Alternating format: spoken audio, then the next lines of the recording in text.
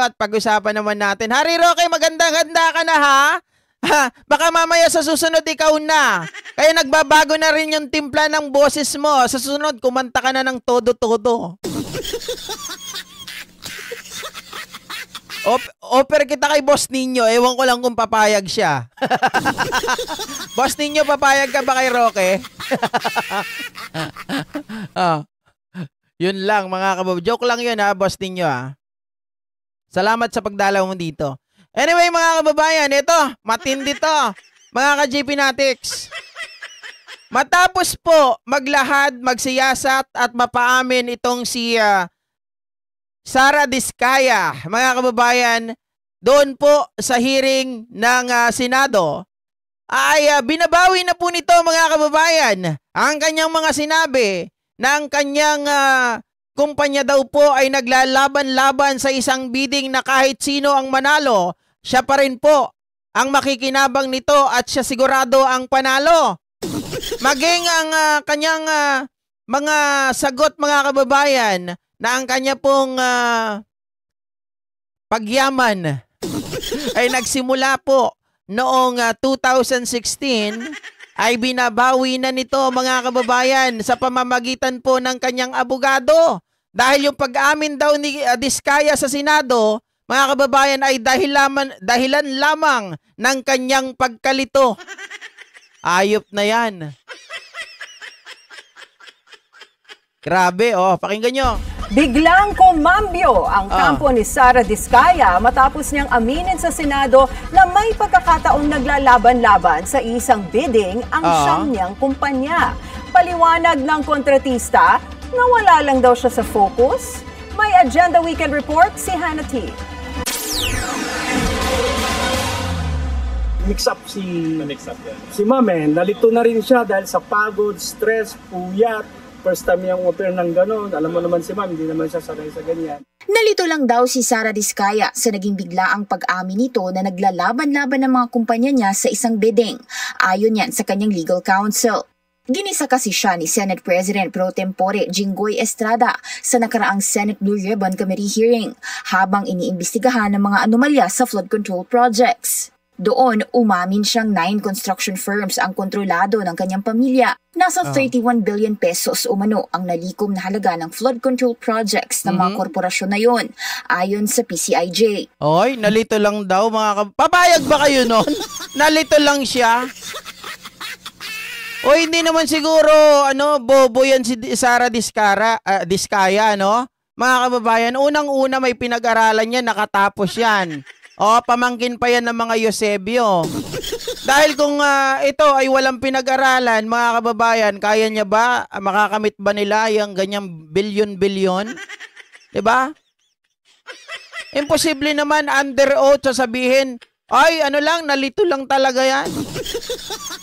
Alam mo yung mga abogado talagang mga siraulo eh. 'Di ba? Mga abogado, mga sinungaling talaga kayo. Para mapagtakpan lang yung kliyente nyo, nagpapakatanga kayo. Hindi, nalito lang yan. Kasi nga, marami nang masyadong iniisip, stress, ulol. sorry guys. 'Di ba? Parang mga timang ang sarap murahin eh. Naka-oath taking, mga kababayan, nag-take ng oath, tapos sasabihin na ito daw ay dala lamang ng stress, dala lamang ng pagkalito. Julol!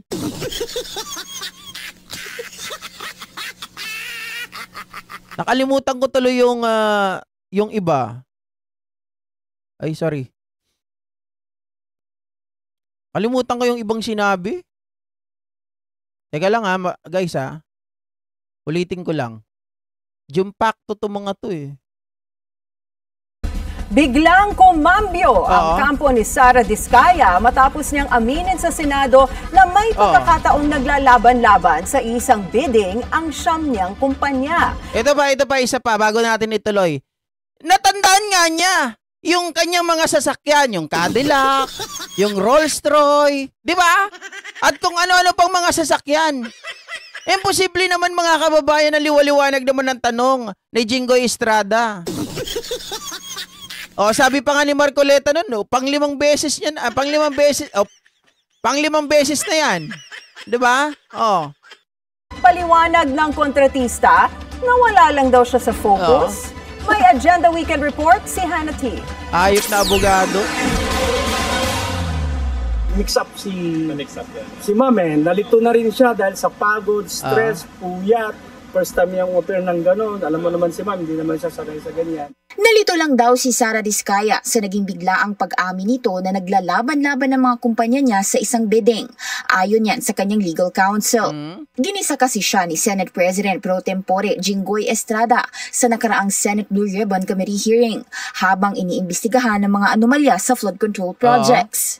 Doon, umamin siyang 9 construction firms ang kontrolado ng kanyang pamilya. Nasa 31 billion pesos umano ang nalikom na halaga ng flood control projects ng mga korporasyon na yon, ayon sa PCIJ. Si Alpha and Omega and St. Gerard, hindi po sila nagsasali sa isang bidding. Pero yung ibang licenses, magkakasama sila minsan. Kita nyo mga kababayan, siya nang umamin dito. Yan ba ay pagkalito? Ano ka talaga? Abogado ka eh, no? Kliyente mo na ang nagsasabi dito siya ang, hindi naman siya tinatanong, pero sinabi niya, si St. Gerard, tapos yung isa, si St. Ano ba yon mga kababayan? Timothy? Pero yung ibang licenses, magkakasama nagsasali sa isang bidding. And St. Gerard, hindi po sila nagsasali sa isang and Omega and St. Gerard. Alpha and Omega, St. Gerard, sabi niya ganon, hindi po sila nagsasama sa bidding. Pero yung iba ay nagsasama po sila. Ibig sabihin mga kababayan, kahit hindi yung siyam, di ba? Pero ang point dito, yung mga korporasyon mo, yung mga company mo, ay nagsasama pa rin sa isang bidding kahit hindi lahat. O sabihin man natin na hindi siyam, pero mayroong 7, may 5. Mga kababayan, paano yun? Hindi po sila nagsasali sa isang bidding. Pero yung ibang licenses, magkakasama sila minsan. And then, minsan naglalaban-laban yun, Sham? Yes po. So that is not a legitimate bidding. Diba, ibig mong sabihin, nagsasama-sama yung siyam. Mga kababayan, ang sagot niya, opo. Anong nakakalito ton? Ano ba to? Hindi nakainom ng gamot? Attorney! Hindi ba to nakainom ng gamot? Para malito? Siguro may pagkain naman to. Diba? Sabi pa nga niya sa isang interview mga kababayan, bago daw siya, tatawagin daw niya bago kumain yung mga anak niya. Kring, kring, kring! Gaganon pa yun. Diba? Bago bumaba, kakain na tayo. Bumaba na kayo. Siguro naman, mga kababayan, sa laki ng bahay neto, imposible makalimutan netong kumain. Oy, attorney! Nakalimutan kumain? Eto ka. Mabuti, ito lang gamit ko. Sundutin ko ilong mo, tingnan mo, napakasinungaling mong abogado ka. Nawala lang daw sa focus si Diskaya habang tinatanong ni Estrada. So pag naglalaban-laban yung siyam na korporasyon sa isang kontrata, at kung sino manalo ron, kahit isa sa siyam na manalo, sa'yo pa rin yun, ikaw pa rin ang panalo. Correct? Opo. Oy, baliwanag eh. Di ba?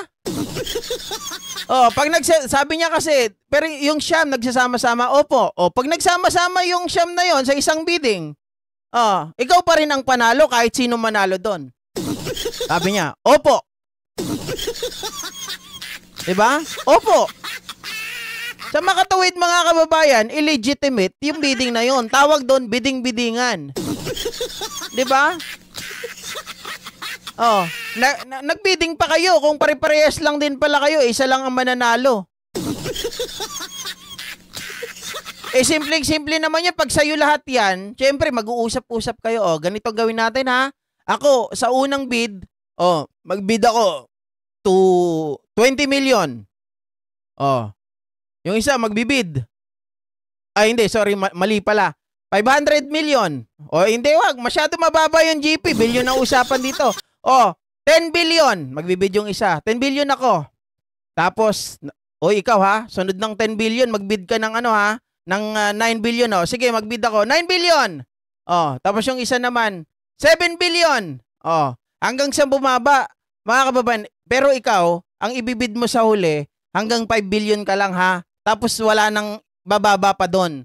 Kasi para pag 5 billion, panalo na tayo doon. Pag binaba nyo pa, konti yung ano ninyo, makukuha ninyo. Konti yung makukubra nyo. Hanggang 5 billion lang tayo, ayan ang usapan natin. Diba?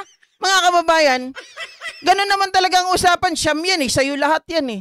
Di ibig sabihin, meron dyan na talagang ituturo ka. Kung ikaw ang leader niyan, ikaw yung namumuno dyan, sasabihin mo, ikaw ang kailangan manalo ha. Ikaw ang magbid ng 5 billion. Hanggang dyan lang. Yung iba, magbid na kayo, bahala kayo. Pero hanggang 5 billion lang. Para kunwari, may bidding na nangyari. Oh. Inuna si Sara ng mga mambabatas Charis dahil Joy. sa pabago-bago nitong sagot. Para kay Sara, iba-iba rin naman daw ang humahawak ng mga kumpanya. Kaya lang, mga kamag-anak niya rin ito. Naku po, kahit iba-iba yan. Iba-iba ang humahawak pero siya pa rin ang may-ari. Di ba? Siyempre nga naman mga kababayan, para nang sa ganon, kasi pag mas marami kang kumpanya, mas marami kang masasalihan. Diba? Garapal! Sugapa! Buhaya! Biding-bidingan ang tawag dito ni Senator Erwin Tulfo. Napapaisip si Estrada kung dapat ba siyang i-contempt o detine. Paglilinaw ng kanyang abogado, ready naman na raw ang Alpha and Omega President dumalumuli sa hearing sa Lunes. Katunayan, kasama na si Curly na kanyang asawa. Sa ilalim ng batas, maaaring collusion o sabuatan kapag nag-compete ang mga kumpanyang kontrolado lang ng parehong owner. Tama! Oo, imposible naman na walang doon sa buwatan. Mga kababayan, yung utak nila kaya rin naman nating abutin eh. Kung meron tayong korporasyon na yon at sasali lahat sila sa bidding, simpleng-simple lang. Sasabihin mo, mga kababayan, kung sino ang mananalo sa kumpanya mo na yon. Eto, marami nang nakuhang marami nang nakuhang project. Ikaw naman ngayon, ang bigyan natin ng project. Sa'yo ang may pinakamababa na bidding para ikaw ang makakuha. Pero syempre ako pa rin ang panalo. Diba? Yung iba dyan, participate kayo para kailangan mapagmukha nating malinis at walang problema na hindi tayo nandadaya na ito ay hindi biding-bidingan. Kaya natin silang paikutin.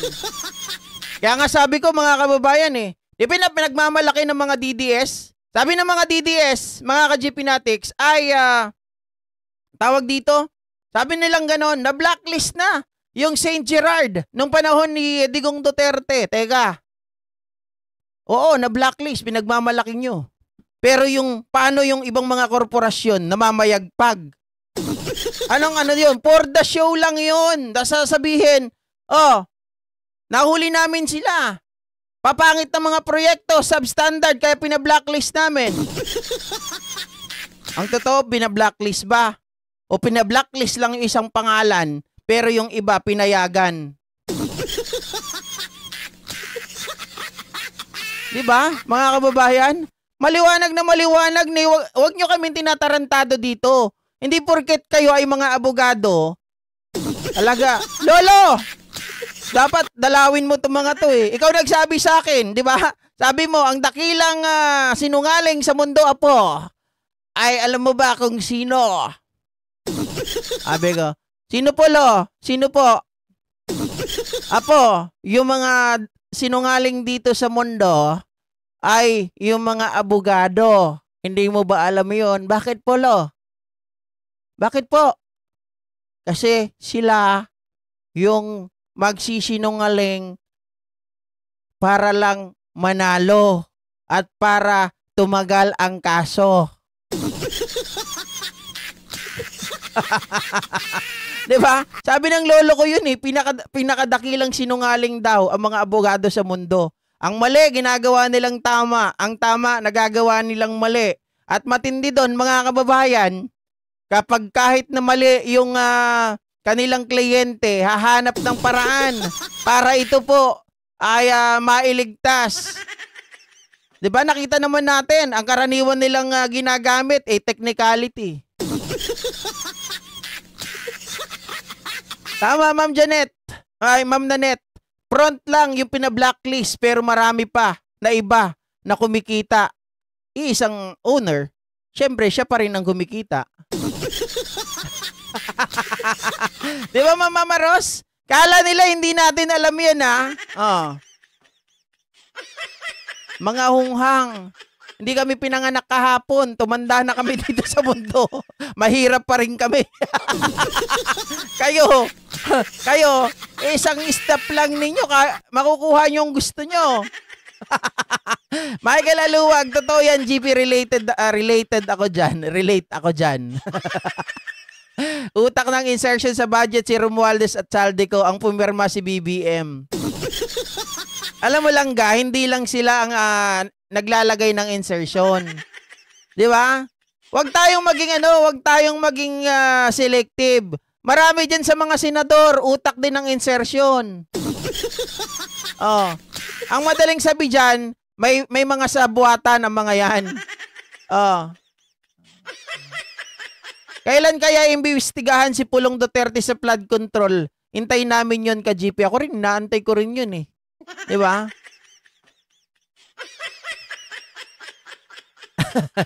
Anyway guys, magandang umaga po sa ating lahat at magkita-kita po tayo sa mga susunod na live stream natin. Yung second batch natin ay mamayang 7 o'clock, mga kababayan. Magandang gabi po sa inyong... Magandang gabi ka agad?